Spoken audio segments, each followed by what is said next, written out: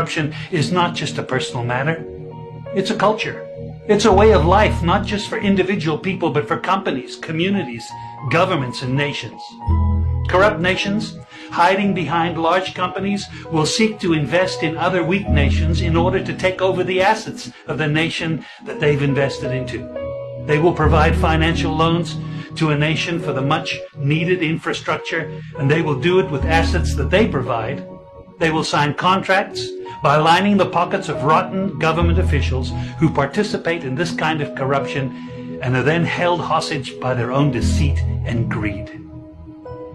Corruption is nothing less than a form of theft and national robbery. A corrupt person steals from everyone in society. We all lose when corruption is rampant. Those who participate in corruption have chosen evil over good, lies over truth, and personal gain over well-being of all. To be corrupt means to be rotten. When meat is corrupt, it's rotten, and it stinks. Rotten meat can't be eaten. When a person is corrupt, he's rotten and unfit for a place in the community. A corrupt person should be jailed in order to protect society from the vile deeds of the corrupt person.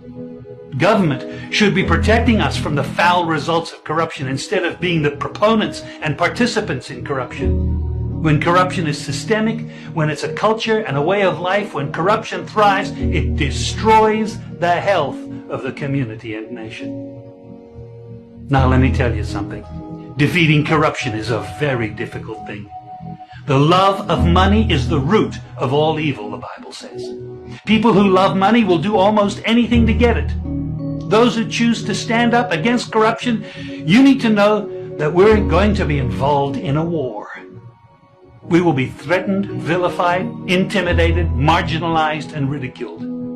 These kind of people who stand up against corruption will often feel alone, as if they are the problem instead of the solution. Corruption can only be defeated when enough people have had enough and decide to do something about it.